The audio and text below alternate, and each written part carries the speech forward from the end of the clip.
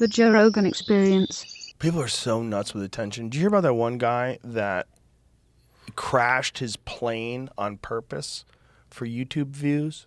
Yes. Like he jumped out of the plane Hiked and like let it fucking crash for views. for views. I mean, I guess when you're doing the math and you think He how much admits to deliberately crashing plane to get YouTube views. So like, this guy just jumped out of a fucking plane.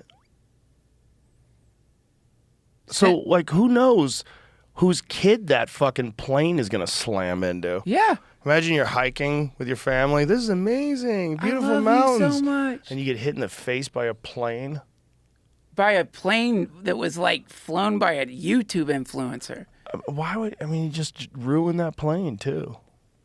Well, I think the calculation is he knows the number of views he's going to get on YouTube will generate more money than the plane was worth. So there's a profit there. Like whatever he paid for the plane is probably less than what he'll make from YouTube from that video. And he got video footage of the plane crash.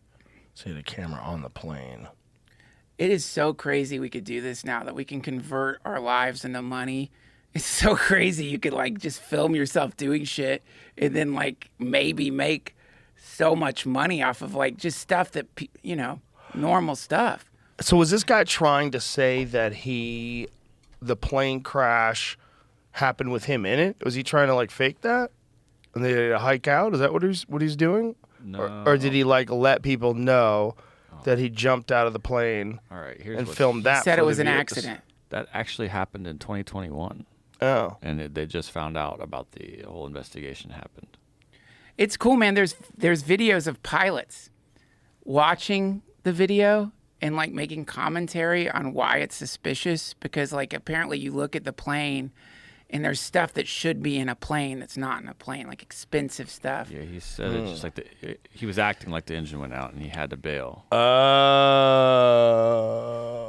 But he also then went and knew where it crashed and snuck back in and pulled the wreckage out before like the FAA could go and investigate. He pulled the wreckage out? Right Yeah. here. He says they told him to preserve the wreckage. He said he waited 2 days to report the crash. I think he had already gone to tow it out of there or something like that. Huh. More than 2 weeks after the crash, he had a friend and flew a helicopter to the crash site and airlifted the wreckage to Rancho Sisquoc in Santa Barbara County, where it was loaded onto a trailer attached to Jacob's pickup truck. Whoa. Isn't that wild? Yeah, he unloaded it in a hangar, drove the wreckage to an airport. He then cut up and destroyed the airplane wreckage and, over the course of a few days, deposited the attached parts of the wrecked airplane into trash bins in the airport and elsewhere. Wow. 3 million views off of that.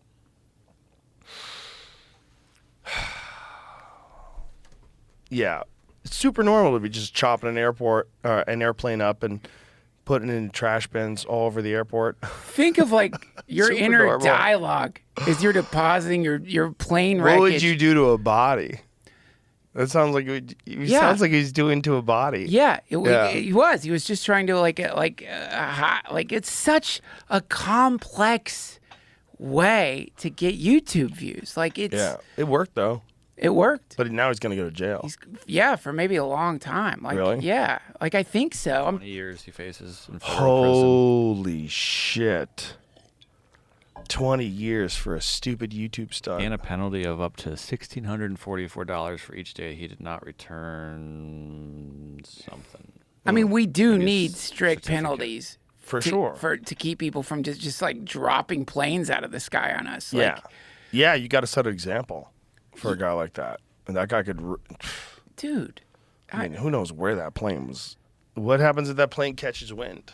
That's so wild. Flies into someone's house, and then the guy's a mass murderer. When they were making YouTube in the early days, I don't think they ever thought that like there would be plane crashes because of their technology. I don't think they ever thought like this thing is going to like influence society and just destroy lives. People are going to ruin their lives for views on this thing. Imagine that guy had to plot out where the plane was going to crash, too. Because he had to be jumping high enough where you can jump. I don't know what that threshold is, but you got to be pretty high up there where you can jump and then film yourself before you even pull the parachute, right? So he's filming himself. Yeah, I mean, it was a plan. Like, he thought So about that this. fucking plane is way up there. Way up. And that sucker's, how long do you think he flies for? If you really do, he could have killed people. Easily. 100%. I mean, the assumption is no one's going to be out there, but I mean, that's a huge assumption. Such a huge assumption. You could hit another plane. You could do. There's a lot of things that can happen. Yeah. You're way up there, and you're bailing out while it's way up there. So it has to be up there enough where you could jump out. How high was it when he jumped out? Does it say? I'm looking for more details. He said he was trying to get a sponsorship deal. With who? BetterHelp? Who was the sponsorship with? I can almost figure it out, so I'll just let people look that up. You can kind of guess. It doesn't say the name of it, though. But What do you mean you can kind of guess? it says it's a wallet company. Oh God. Jesus Christ. He's trying to get a sponsorship. I mean, this era of capitalism is so bizarre. It's so bizarre. The way people are manipulating the system, or just what they're doing. Wow. Yeah. That's what I love. Regardless of how, also, you have to, like, ethics aside. Whoa. Yeah. That is badass. Like, pull away the ethics. Just look at, like, purely, what? Not only did you, like, fly your plane in the sky, jump out of it, but yeah.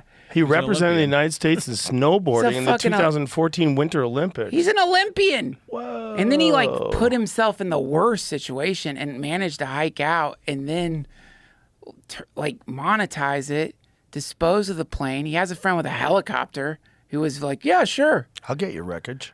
Fuck, man. That's like, pull the ethics out. And it's like, what a fascinating, rotten dude, right? Like, yeah, right? Like, whoa. He's got a friend with a helicopter that pulled plane wreckage out of the mountains.